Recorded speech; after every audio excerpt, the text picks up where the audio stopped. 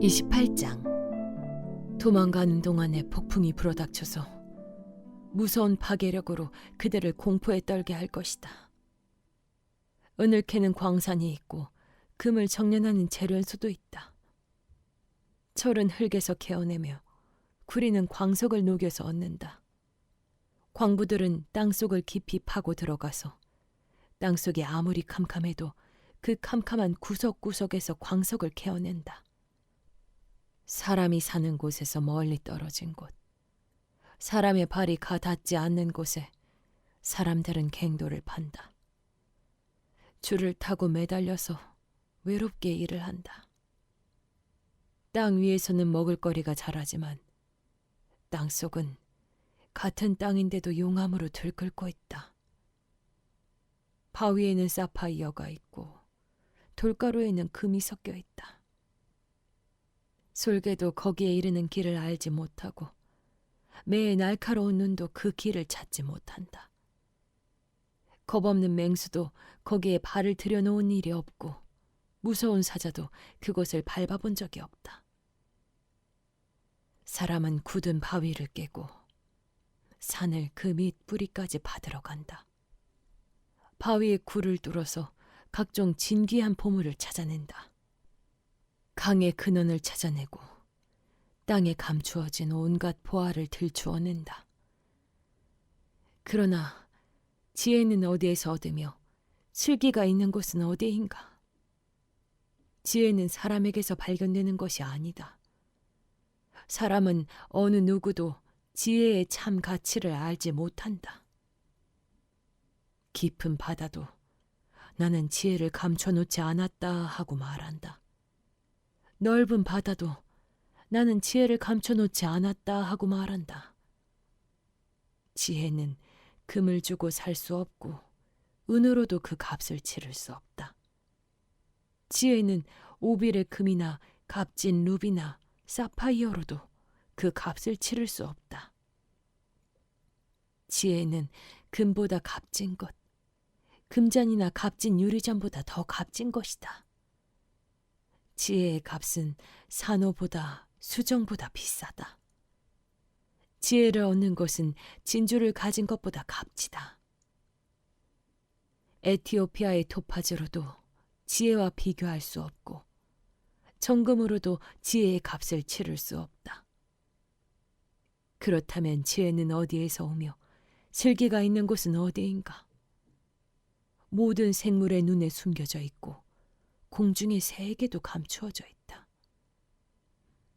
멸망의 구덩이와 죽음도 지혜를 두고 이르기를 지혜라는 것이 있다는 말은 다만 소문으로만 들었을 뿐이다 하고 말한다. 그러나 하나님은 지혜가 있는 곳에 이르는 길을 아신다.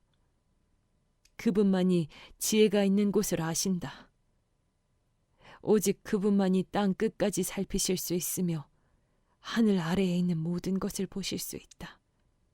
그분께서 저울로 바람의 강약을 달아보시던 그때에, 물의 분량을 달아보시던 그때에, 비가 내리는 규칙을 세우시던 그때에, 천둥 번개가 치는 길을 정하시던 그때에, 바로 그때에 그분께서 지혜를 보시고 지혜를 칭찬하시고 지혜를 튼튼하게 세우시고 지혜를 시험해 보셨다.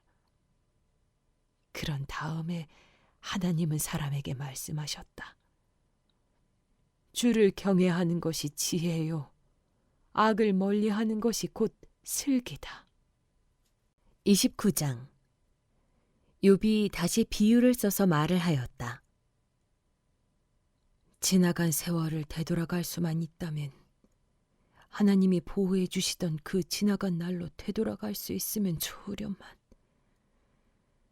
그때에는 하나님이 그 등불로 내 머리 위를 비추어 주셨고 빛으로 인도해 주시는 대로 내가 어둠 속을 활보하지 않았던가. 내가 그처럼 잘 살던 그 시절로 다시 돌아가서 살 수 있으면 좋으련만. 내 집에서 하나님과 친밀하게 사귀던 그 시절로 되돌아갈 수 있으면 좋으련만. 그때에는 전능하신 분께서 나와 함께 계시고 내 자녀들도 나와 함께 있었건만 젖소와 양들이 젖을 많이 내어서 내 발이 젖으로 흠뻑 젖었건만 둘짝밭에서 자란 올리브 나무에서는 올리브 기름이 강물처럼 흘러나왔건만 그때에는 내가 성문회관에 나가거나 광장에 자리를 잡고 앉으면 젊은이들은 나를 보고 비켜서고 노인들은 일어나서 내게 인사하였건만 원로들도 하던 말을 멈추고 손으로 입을 가렸으며 귀족들도 혀가 입천정에 달라붙기나 한 것처럼 말소리를 죽였건만 내 소문을 들은 사람들은 내가 한 일을 칭찬하고 나를 직접 본 사람들은 내가 한 일을 기꺼이 자랑하고 다녔다. 내게 도움을 청한 가난한 사람들을 내가 어떻게 구해주었는지, 의지할 데가 없는 고아를 내가 어떻게 잘 보살펴 주었는지를 자랑하고 다녔다. 비참하게 죽어가는 사람들도 내가 베푼 자선을 기억하고 나를 축복해 주었다. 과부들의 마음도 즐겁게 해주었다. 나는 늘 정의를 실천하고 매사를 공평하게 처리하였다. 나는 앞을 못 보는 이에게는 눈이 되어주고 발을 저는 이에게는 발이 되어주었다. 궁핍한 사람들에게는 아버지가 되어주고 알지도 못하는 사람들의 하소연도 살펴보고서 처리해 주었다. 악을 행하는 자들의 턱뼈를 으스러뜨리고 그들에게 희생당하는 사람들을 빼내어 주었다. 그래서 나는 죽을 때까지 이렇게 건장하게 살 것이다. 솥털처럼 많은 나날, 불사조처럼 오래 살 것이다. 나는 뿌리가 물가로 뻗은 나무와 같고 이슬을 머금은 나무와 같다. 사람마다 늘 나를 칭찬하고 내 정력은 쇠하지 않을 것이다 하고 생각하였건만 사람들은 기대를 가지고 내 말을 듣고 내 의견을 들으려고 잠잠히 기다렸다. 내가 말을 마치면 다시 뒷말이 없고 내 말은 그들 위에 이슬처럼 젖어들었다. 사람들은 내 말을 기다리기를 단비를 기다리듯 하고 농부가 봄비를 기뻐하듯이 내 말을 받아들였다. 내가 미소를 지으면 그들은 새로운 확신을 얻고 내가 웃는 얼굴을 하면 그들은 새로운 용기를 얻었다. 나는 마치 군대를 거느린 왕처럼 슬퍼하는 사람을 위로해주는 사람처럼 사람들을 돌보고 그들이 갈 길을 정해주곤 하였건만. 30장. 그런데 이제는 나보다 어린 것들까지 나를 조롱하는구나. 내 양떼를 지키는 개들 축에도 끼지 못하는 쓸모가 없는 자들의 자식들까지 나를 조롱한다. 젊어서 손에 힘이 있을 듯하지만 기력이 쇠하여서 쓸모가 없는 자들이다. 그들은 가난과 굶주림에 허덕여서 몰골이 흉하며 메마른 땅과 황부지에서 풀뿌리나 씹으며 덤불 속에서 자란 쓴 나무를 개어 먹으며 대쌀이 뿌리로 끼니를 삼는 자들이다. 그들은 사람 축에 끼지 못하여 동네에서 쫓겨나고 사람들이 마치 도둑을 쫓듯이 그들에게 도둑이야 하고 소리를 질러 쫓아버리곤 하였다. 그들은 급류에 베어 벼랑진 골짜기에서 지내고 땅굴이나 동굴에서 살고 짐승처럼 덤불 속에서 움츠리고 있거나 가시나무 밑에 몰려서 웅크리고 있으니 그들은 어리석은 자의 자식들로서 이름도 없는 자의 자식들로서 회초리를 맞고 제 고장에서 쫓겨난 자들이다. 그런데 그런 자들이 이제는 돌아와서 나를 비웃는다. 내가 그들의 말거리가 되어버렸다. 그들은 나를 꺼려 멀리하며 마주치기라도 하면 서슴지 않고 침을 뱉는다. 하나님이 내 활시위를 풀어버리시고 나를 이렇게 무기력하게 하시니 그들이 곱비 풀린 말처럼 내 앞에서 날뛴다. 이 천한 무리들이 내 오른쪽에서 나와 겨루려고 들고 일어나며 나를 잡으려고 내가 걷는 길에 덫을 놓고 나를 파멸시키려고 포위망을 좁히고 있다. 그들은 내가 도망가는 길마저 막아버렸다. 그들이 나를 파멸시키려고 하는데도 그들을 막을 사람이 아무도 없다. 그들이 성벽을 뚫고 그 뚫린 틈으로 물밀듯 들어와서 성난 파도처럼 내게 달려드니 나는 두려워서 벌벌 떨고 내 위험은 간 곳 없이 사라지고 구원의 희망은 뜬구름이 사라지듯 없어졌다. 나는 이제 기력이 쇠하여서 죽을 지경에 이르렀다. 지금까지 나는 괴로운 나날들에 사로잡혀서 편하게 쉬지 못하였다. 밤에는 뼈가 쑤시고 뼈를 깎는 아픔이 그치지 않는다. 하나님이 그 거센 힘으로 내 옷을 거세게 잡아당기셔서 나를 옷깃처럼 휘어 감으신다. 하나님이 나를 진흙 속에 던지시니 내가 진흙이나 쓰레기보다 나을 것이 없다. 주님, 내가 주님께 부르짖어도 주님께서는 내게 응답하지 않으십니다. 내가 주님께 기도해도 주님께서는 들은 채도 않으십니다. 주님께서는 내게 너무 잔인하십니다. 힘이 세신 주님께서 힘이 없는 나를 핍박하십니다. 나를 들어 올리셔서 바람에 불려가게 하시며 태풍에 휩쓸려서 흔적도 없이 사라지게 하십니다. 나는 잘 알고 있습니다. 주님께서는 나를 죽음으로 몰아넣고 계십니다. 끝내 나를 살아있는 모든 사람들이 다 함께 만나는 그 죽음의 집으로 돌아가게 하십니다. 주님께서는 어찌하여 망할 수밖에 없는 연약한 이 몸을 치십니까? 기껏 하나님의 자비나 빌어야 하는 것밖에는 아무것도 할 수 없는 보잘것없는 이 몸을 어찌하여 그렇게 세게 치십니까? 고난받는 사람을 보면 함께 울었다. 궁핍한 사람을 보면 나도 함께 마음 아파하였다. 내가 바라던 행복은 오지 않고 화가 들이닥쳤구나. 빛을 발았더니 어둠이 밀어닥쳤다. 근심과 고통으로 마음이 갈기갈기 찢어지고 하루도 고통스럽지 않은 날이 없이 지금까지 살아왔다. 햇빛도 비치지 않는 그늘진 곳으로만 침울하게 돌아다니다가 사람들이 모여있는 곳에 이르면 도와달라고 애걸이나 하는 신세가 되고 말았다. 나는 이제 이리의 형제가 되고 다조의 친구가 되어버렸는가. 내가 내 목소리를 들어보아도 내 목소리는 구슬프고 외롭다.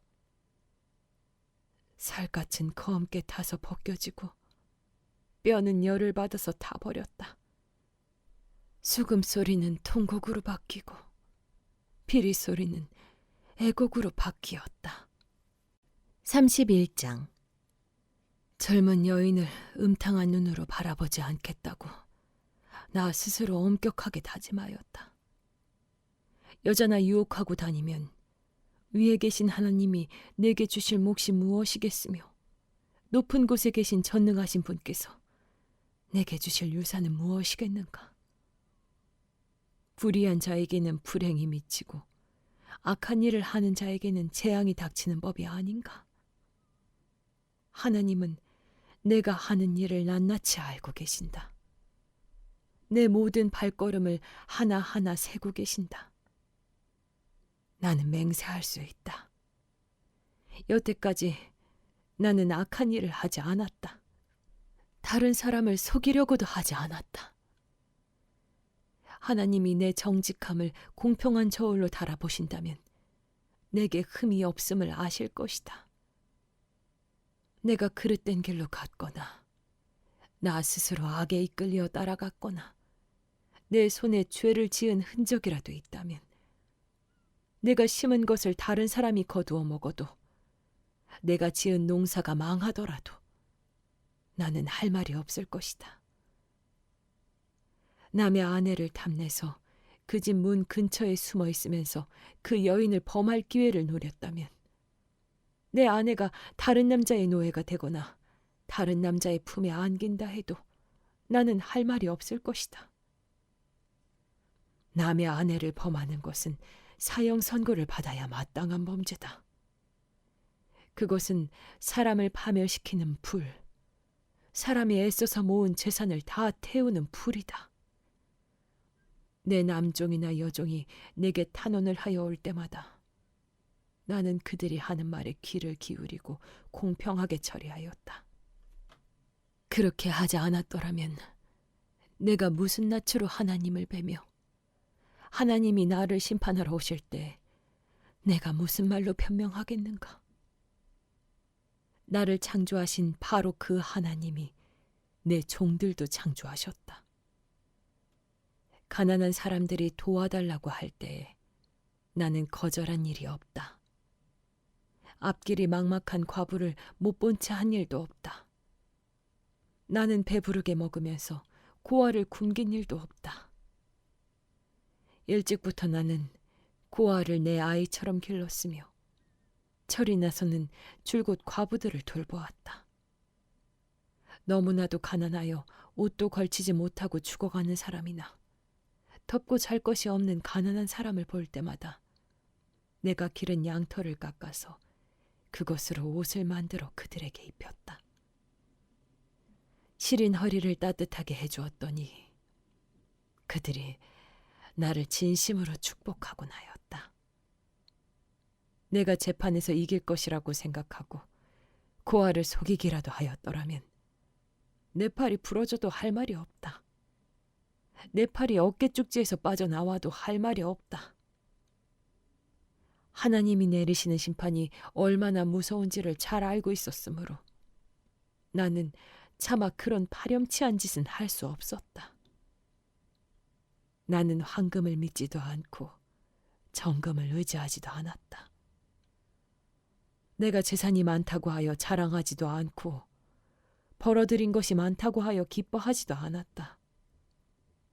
해가 찬란한 빛을 낸다고 하여 해를 섬기지도 않고 달이 밝고 아름답다고 하여 달을 섬기지도 않았다. 해와 달을 보고 그 장엄함과 아름다움에 반하여 그것에다가 절을 하는 사람들이 있다. 해와 달을 경배하는 표시로 제 손에 입을 맞추기도 한다. 그러나 나는 그렇게 하지 않았다. 그런 일은 높이 계신 하나님을 부인하는 것이므로 벌로 사형을 받아도 마땅하다. 내 원수가 고통받는 것을 보고 나는 기뻐한 적이 없다. 원수가 재난을 당할 때에도 나는 기뻐하지 않았다. 나는 결코 원수들이 죽기를 바라는 기도를 하여 죄를 범한 적이 없다. 내 집에서 일하는 사람은 모두 내가 언제나 나그네를 기꺼이 영접한다는 것을 잘 알고 있다. 나는 나그네가 길거리에서 잠자도록 내버려 둔 적이 없으며 길손에게 내 집 문을 기꺼이 열어주지 않은 적도 없다. 다른 사람들은 자기 죄를 감추려고 하지만 그러나 나는 내 허물을 아주 감추지 않았다. 사람들이 무슨 말로 나를 헐뜯든지 나는 그것을 전혀 두려워하지 않았다. 남에게서 비웃음을 받을까 하여 입을 다물거나 집안에서만 머무르거나 하지도 않았다. 내가 한 이 변명을 들어줄 사람이 없을까? 맹세코 나는 사실대로만 말하였다. 이제는 전능하신 분께서 말씀하시는 대답을 듣고 싶다. 내 원수가 나를 고발하면서 뭐라고 말하였지? 내가 저지른 죄가를 기록한 소송장이라도 있어서 내가 읽어볼 수만 있다면 나는 그것을 자랑스럽게 어깨에 메고 다니고 그것을 왕관처럼 머리에 얹고 다니겠다. 나는 내가 한 모든 일을 그분께 낱낱이 말씀드리고 나서 그분 앞에 떳떳이 서겠다.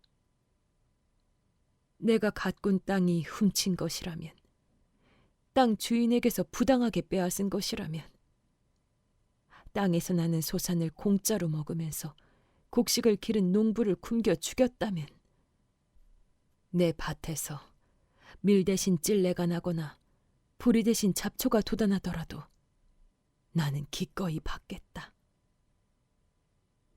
이것으로 욥의 말이 모두 끝났다. 32장.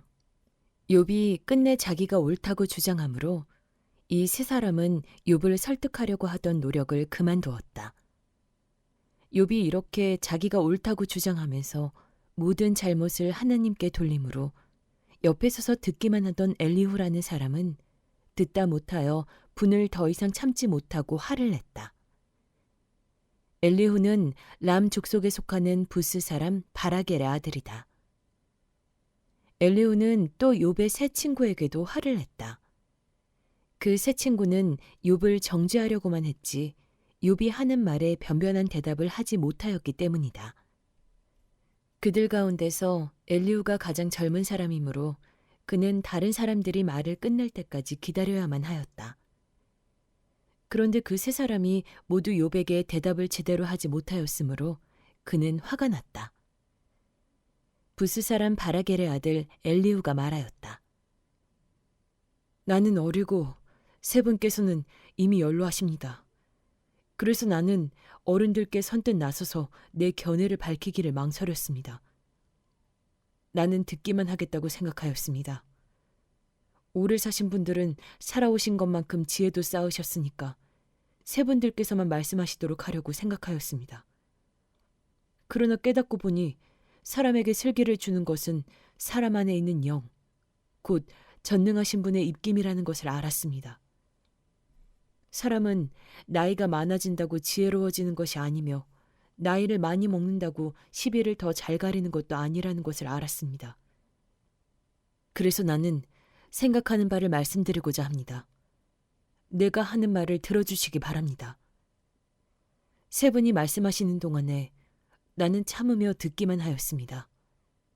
세 분이 지혜로운 말씀을 찾으시는 동안에 나는 줄곧 기다렸습니다.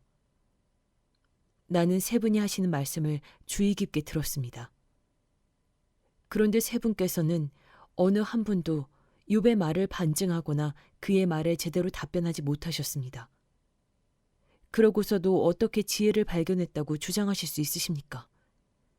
세 분께서 이 일에 실패하셨으니 내가 이제 욥 어른이 하나님의 대답을 듣도록 하겠습니다. 욥 어른이 나에게 직접 말을 걸어온 것이 아니므로 나는 세 분께서 말씀하신 것과는 다른 방식으로 욥 어른께 대답하겠습니다. 욥 어른께서는 들으십시오. 세 분 친구가 놀라서 말을 하지 못합니다. 그분들은 어른께 아무런 대답도 하지 못합니다. 그런데도 내가 그들이 입을 다물 때까지 기다려야 합니까? 이제 그들은 할 말도 없으면서 그냥 서 있기만 합니다. 그럴 수 없습니다. 이제는 내가 대답하겠습니다. 내가 생각한 바를 말씀드리겠습니다. 이제는 더 이상 기다릴 수 없고 말을 참을 수도 없습니다. 말할 기회를 얻지 못하면 새술이 가득 담긴 포도주 부대가 터지듯이 내 가슴이 터져버릴 것 같습니다. 참을 수 없습니다. 말을 해야 하겠습니다. 이 논쟁에서 어느 누구 편을 들 생각은 없습니다. 또 누구에게 듣기 좋은 말로 아첨할 생각도 없습니다. 본래 나는 아첨할 줄도 모르지만 나를 지으신 분이 지체하지 않고 나를 데려가실까 두려워서도 그럴 수는 없습니다.